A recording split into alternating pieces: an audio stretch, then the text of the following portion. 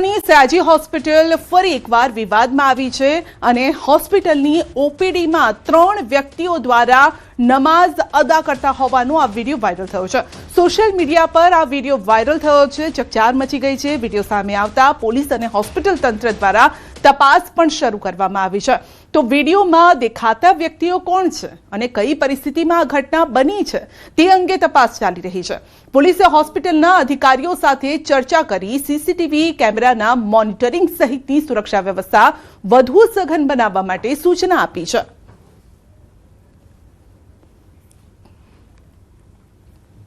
તો ભરૂચ અંકલેશ્વરમાં પણ ગેરકાયદેસર દબાણ સામે તંત્ર એક્શનમાં છે। શાકભાજી માર્કેટમાં ડિમોલિશનને લઈને ભારે હોબાળો, મહિલાઓ અને અધિકારીઓ વચ્ચે ઉગ્ર બોલાચાલી થઈ। મહિલાઓએ રસ્તા રોકો આંદોલન કર્યું શરૂ અને મહિલાઓ રસ્તા પર બેસી જતા ટ્રાફિક જામ થયો। ટ્રાફિક જામ થતા વાહન ચાલકોને હાલાકી પડી। મહિલાઓએ પાલિકા વિરુદ્ધ સૂત્રોચ્ચાર કર્યા। પોલીસે ઘટના સ્થળે પહોંચીને સ્થિતિ કાબૂમાં લેવાનો પણ પ્રયાસ કર્યો। બહેનો આંદોલન પર ઉતરી છે। આજે વિધવા બહેનો હક છીનવી લેવામાં આવે જ્યારે નગરપાલિકા અમને જો નિરાકરણ નહીં આપશે, નગરપાલિકા જો અમને 7% નહીં આપશે, નગરપાલિકા જો અમારી જગ્યાએ અમને બેસવા દેવામાં આવશે નહીં તો આના માટે અમે આનાથી ઉગ્ર આંદોલન કરવા તૈયાર છીએ। ટ્રાફિકની સમસ્યા હતી, વર્ષો જૂની ટ્રાફિકની સમસ્યા હતી। એ ટ્રાફિકને એ કરીને અમે લોકોએ આ બધા જે ટોપલા ગામડેથી જે બધા ટોપલા લઈને વેચવા આવતા હતા શાકભાજી, એમના માટે હંગામી ધોરણે અમે બાજુની એક જગ્યા એમને ખુલ્લી કરી આપી છે અને અહીંયા વ્યવસ્થિત અમે એમને લેવલિંગ કરીને આ બધી બહેનો અહીંયાથી શાકભાજીનો વ્યવસાય કરે અને રોજીરોટી કમાઈ રહે એ માટે અમે આયોજન કર્યું છે। ભાવનગરની વાત કરીએ તો ભાવનગર મનપાને ધમકી મળી છે। કચેરીના બિલ્ડિંગને ઉડાવી દેવાની ધમકી મળી છે। મનપાના મેલ પર ધમકી ભર્યો આવ્યો છે। આ ઈમેલ આવ્યો છે ધમકી ભર્યો અને બપોરે બિલ્ડિંગ ઉડાવી દેવાનો મેલ મળ્યો હતો। મેલમાં આ પ્રકારનો ઉલ્લેખ છે કે બપોરના સમયે આ પ્રકારની કોઈ ઘટનાને અંજામ અપાઈ શકે છે। તો મેલમાં જે પ્રકારે ધમકી મળી હતી, ધમકીના પગલે કચેરીમાં દોડધામ મચી ગઈ। મહાનગરપાલિકાને તાત્કાલિક ખાલી કરવામાં આવી।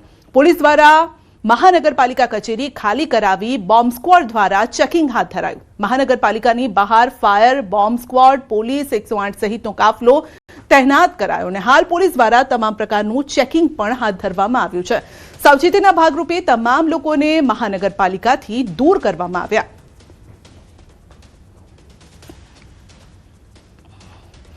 જૂનાગઢના માંગરોળમાં 2 જૂથ વચ્ચે બબાલ થઈ। જમાત ખાને હિસાબની મીટિંગમાં મારામારી થઈ તો સમાજના પૈસાના હિસાબ બાબતે આખો વિવાદ થયો હતો। આગેવાનોએ હિસાબનો ખાર રાખીને હુમલો કર્યો। 7 થી વધુ લોકો સામે પોલીસ ફરિયાદ અને સમગ્ર મામલે પોલીસે ફરિયાદના આધારે તપાસ પણ શરૂ કરી। તો આગેવાનોએ હિસાબનો ખાર રાખી અને હુમલો કર્યો હતો, જેના દ્રશ્યો પણ સામે આવ્યા છે। મારામારીની આ ઘટના, 7 થી વધુ લોકો સામે ફરિયાદ। અમદાવાદ સિવિલ હોસ્પિટલમાં મહિલા સિક્યુરિટી ગાર્ડ પર જીવલેણ હુમલાની ઘટના બની છે। હોસ્પિટલના રૂમ સેક્ટર વિસ્તારમાં દર્દીના પરિવારજનો સાથે પાર્કિંગ મુદ્દે થયેલા વિવાદ બાદ ગાર્ડ પર હુમલો કરવામાં આવ્યો અને જેમાં મહિલા ગાર્ડને માથામાં ગંભીર ઈજા પહોંચી। ઘટનાના પગલે હોસ્પિટલના દર્દીઓ અને સ્ટાફની સુરક્ષા અંગે ચિંતા વધી છે। સમગ્ર મામલે પોલીસ ફરિયાદ નોંધાતા તપાસ શરૂ કરવામાં આવી। હોસ્પિટલ તંત્ર દ્વારા સુરક્ષા વ્યવસ્થા વધુ કડક બનાવવાના પ્રયાસો હાથ ધરાયા છે। હોસ્પિટલમાં પ્રવેશ માટે આઈ કાર્ડ અને પાસ ફરજિયાત હોવાના નિયમોનું પાલન કરવા તેમજ સિક્યુરિટી સ્ટાફને સહકાર આપવા તંત્ર દ્વારા અપીલ કરવામાં આવી છે। પેશન્ટના રિલેટિવ્સને જ્યારે કોઈ ગાર્ડ રોકી રહ્યો છે કે તમે 3 જણા છો, તમારી વેહિકલ અહીંયા પાર્ક નહીં કરી શકાય, તમે પાર્કિંગમાં વ્યવસ્થિત પાર્ક કરો। કોઈ પણ વ્યક્તિ આવીને પછી એ ગાર્ડ ઉપર હુમલો કરે એ પણ એક વસ્તુ યોગ્ય નથી। સિક્યુરિટી માણસ જ્યારે તમને રોકી રહ્યો છે તો તમારે એને કોઓપરેટ કરવું જોઈએ જેથી। વડોદરાના સયાજીગંજમાં તેલના ડબ્બાની ચોરીનો મામલો છે ને દર્શનમ ટ્રેડ સેન્ટર 3માં આવેલી તેલની દુકાનમાંથી ચોરીની ખંડણીની ઘટના ઘટી છે। સીસીટીવીમાં આ કેદ થઈ છે આખી ઘટના। પોલીસે સીસીટીવી ફૂટેજ અને બાતમીના આધારે 2 આરોપી ઓમવીર અને રાજ ઉર્ફે રાજકુમારની ધરપકડ કરી। પોલીસે ચોરી કરાયેલા તેલના ડબ્બા તેમજ ગુનામાં ઉપયોગમાં લેવાયેલ બાઇક પણ જપ્ત કરી છે। પોલીસ તપાસમાં ખુલાસો થયો છે કે બંને આરોપીઓ સામે અગાઉ પણ ચોરી, મારામારી સહિતના અનેક ગુનાઓ નોંધાયેલા છે। હાલ પોલીસે અન્ય ગુનાઓ અંગે વધુ તપાસ પણ હાથ ધરી છે। લવ જેહાદ મામલે બીજી ફરિયાદ, બળાત્કાર, બનાવટી દસ્તાવેજ અને ખંડણીની કલમ ઉમેરાઈ છે। કરીમ સિપાઈ સામે બીજી ફરિયાદ અને હજુ પણ અન્ય ભોગ બનનાર સામે આવી શકે છે। તો કરીમ સિપાઈ સામે ફરિયાદ નોંધાઈ છે અને આ બીજી ફરિયાદ છે। મહેસાણામાં સ્વચ્છતા અભિયાનને વેગ આપવા માટે હવે એસટી નિગમે કડક કાર્યવાહી શરૂ કરી છે।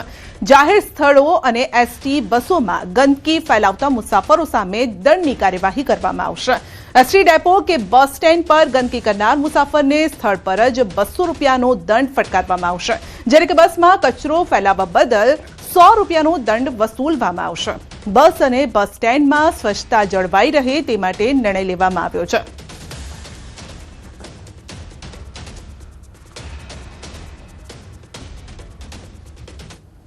બસની અંદર મુસાફરો દ્વારા જો ગંદકી કરવામાં આવે તો ચાલુ બસે કંડક્ટર પણ 100 રૂપિયા દંડની જોગવાઈ કરી શકે છે અને ડેપોની પ્રિમાઇસની અંદર મુસાફરો જો ગંદકી કરતા માલુમ પડે તો ડેપો મેનેજર અથવા સુપરવાઇઝર દ્વારા 200 રૂપિયા જીએસટી સાથે દંડની જોગવાઈ હાલમાં અમલી છે। દાહોદના દેવગઢ બારિયા તાલુકાના પીપલોદ ગામમાં મેઇન બજાર નજીક આવેલ જૂની રેલવે ફાટક અને જૂના રણધીકપુર રોડ વિસ્તાર આજે પણ સ્થાનિકો માટે જીવલેણ માર્ગ સાબિત થઈ રહ્યો છે। વર્ષોથી લોકો જીવના જોખમે રેલવે ટ્રેક ઓળંગીને અવરજવર કરવા માટે મજબૂર છે અને છતાં પણ જવાબદાર તંત્ર દ્વારા કોઈ પણ કાયમી ઉકેલ લાવવામાં નથી આવ્યો। સ્થાનિકોના જણાવ્યા મુજબ આ માર્ગ પરથી મધ્યસ્થ શાળા, કમલ હાઈસ્કૂલ અને તેજસ વિદ્યાલયના આશરે 2000 વિદ્યાર્થીઓ દરરોજ પસાર થાય છે। ઉપરાંત દેવગઢ બારિયા ખાતે ઉચ્ચ અભ્યાસ માટે જતા અંદાજે 800 વિદ્યાર્થીઓ પણ આ જ માર્ગનો ઉપયોગ કરે છે। આ સિવાય આસપાસના 60 થી 70 ગામના 4000 થી વધુ લોકો રોજિંદી અવરજવર માટે આ જોખમી રેલવે ક્રોસિંગ પર નિર્ભર છે। સ્થાનિકોનું કહેવું છે કે છેલ્લા 20 વર્ષથી ફૂટ ઓવર બ્રિજની માંગ કરવામાં આવી રહી છે। અનેક વખત ખાતમુહૂર્ત થયા, જાહેરાત કરવામાં આવી, પરંતુ આ તમામ દાવાઓ વાયદા પોકળ સાબિત થઈ રહ્યા છે। આજ દિન સુધી કોઈ પણ વાસ્તવિક કામગીરી શરૂ નથી થઈ અને હાલમાં ઉપલબ્ધ ઓવરબ્રિજ વાહનો માટે બનાવવામાં આવ્યો છે, જ્યારે કે પગપાળા જતા લોકોને લગભગ 3 કિલોમીટરનો વધારાનો ફેરો કરવો પડે છે। પરિણામે મોટાભાગના લોકો સીધા રેલવે ટ્રેક પરથી પસાર થવાનું પસંદ કરે છે। તંત્રની નિષ્ક્રિયતા સામે લોકોમાં ભારોભાર રોષ છે। કોઈ મોટી દુર્ઘટના સર્જાય તે પહેલા તંત્ર જાગે અને તાત્કાલિક ધોરણે ફૂટ ઓવરબ્રિજ બનાવવામાં આવે તેવી સ્થાનિકોની માંગ છે। તો જીવના જોખમે લોકો આ રીતે રસ્તો પસાર કરી રહ્યા છે। રેલવે ટ્રેક પરથી બાળકો અભ્યાસ માટે જઈ રહ્યા છે। માની લો કોઈ મોટી દુર્ઘટના ઘટે તો જવાબદાર કોણ? શા માટે તેઓ માટે કોઈ વૈકલ્પિક રસ્તો બનાવવામાં નથી આવતો? 2000 બાળકોનો આ સવાલ છે, તેમના ભણતરનો સવાલ છે અને તેમના જીવનો સવાલ છે। શું આ બાળકોનો જીવ એ જીવ નથી? શા માટે તેમના જીવ સાથે આ રીતે રમત રમવામાં આવે છે? અકસ્માતો બાદ પણ તંત્ર કેમ હજુ સુધારવા માટે તૈયાર નથી? પગપાળા લોકો માટે કેમ કોઈ વૈકલ્પિક વ્યવસ્થા નથી કરવામાં આવતી? વાહનો માટે વ્યવસ્થા છે, પરંતુ આ જે નાના બાળકો છે તેમના જીવની જાણે કે કોઈને પરવા ન હોય તેમ લાગી રહ્યું છે।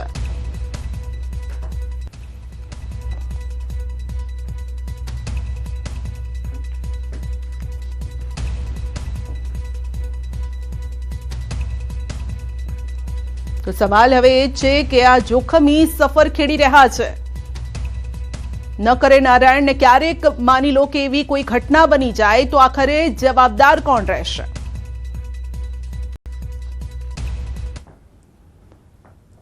કેમ કે બાળકો નીકળે છે ખૂબ માત્રામાં બાળકો આજુબાજુ ગામડા બધા 50-100 ગામડા લાગે છે એક જ રસ્તો છે મુખ્ય, આ ગામમાં આવવા માટે એક જ રસ્તો છે ને પેલી બાજુ ફરવા જાય તો લગભગ 4 કિલોમીટર થઈ જાય પીપલોદ ગામમાં આવવું હોય તો. કયા ધોરણમાં ભણે છે? 12માં. તો રોજ આવી રીતના નીકળવા પડે છે? હા ભાઈ, અમારે એમ કેવું છે કે અહીંથી પબ્લિક બહુ નીકળે છે, સ્કૂલ વાળા છોકરાઓને તકલીફ થાય, લેડીઝોને કોઈ ગયડાઓને તકલીફ થાય, એટલે અમે 24 કલાક અહીં ધંધો કરીએ એટલે અમે જોઈએ છીએ, પણ એટલી પ્રયત્ન કરીએ છીએ કે વહેલે છે તે બનાવી દે તો બહુ સારું. સ્કૂલ બનવા જોઈએ, આ માણસને બહુ પડે છે.